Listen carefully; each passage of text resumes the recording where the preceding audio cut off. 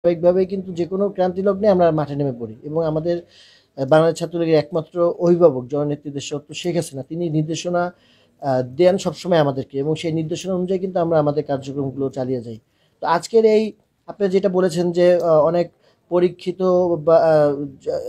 লোকজন আছে যারা নামেনি বা তো আমরা কিন্তু সবসময় একটা কথাই বলি যে সময়ের প্রয়োজনে কিন্তু গর্জে ওঠে সংগঠন বাংলাদেশ ছাত্রলীগ এবং এই সংগঠনের নেতাকর্মীদের একটা জিনিসই আসে সেটা হচ্ছে মনোবল তাদের শক্ত তারা জাতির প্রতি আদর্শ ধারণ করে চলে এবং বাংলাদেশ ছাত্রলীগ দেশের ক্রান্তি লগ্নে সর্বপ্রথম নিজের জীবনের কথা চিন্তা না করে নিঃস্বার্থভাবে মানুষের পাশে থেকে কাজ করা সংগঠন এবং জাতির পিতা বঙ্গবন্ধু শেখ মুজিবুর রহমান তিনি কিন্তু ছাত্রলীগ প্রতিষ্ঠা করেছিলেন এদেশের মানুষের জন্য এদেশের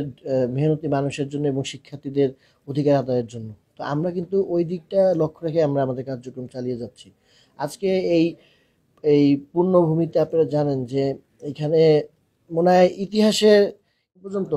আমরা আমাদের যে আদর্শর জায়গা থেকে জাতির পিতা সেখানে আমরা সবসময় কাজ করে যাবো এবং যে ছাত্রলীগের সোনালী অর্জন যারা সাবেক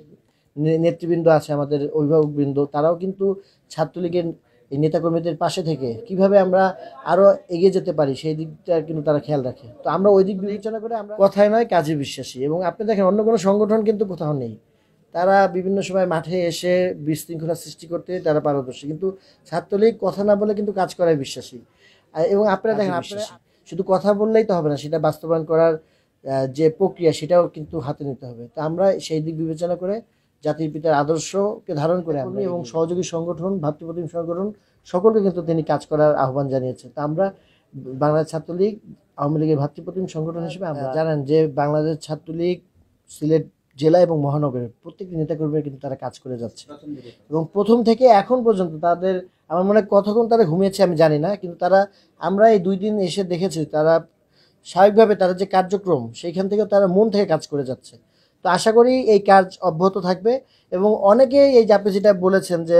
অন্যান্য সংগঠনগুলো তারা এই মানে কাজ করবে কিনা, অবশ্যই তাদের করা উচিত, কারণ দেশের ক্রান্তি লগ্নে মানুষের পাশে থেকে কাজ করবে এটাই স্বাভাবিক। তবে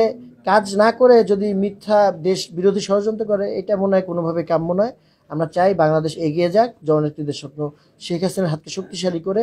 বাংলাদেশ এগিয়ে যাবে, বাংলাদেশ ছাত্রলীগ মানুষের সমস্যা এখানে অবশ্যই এটার সমাধান হবে আমি মনে করি এবং সকলে শক্ত থাকবে নিজেদের অবস্থান থেকে সকলের জন্য কাজ করে যাবে এই প্রত্যয়।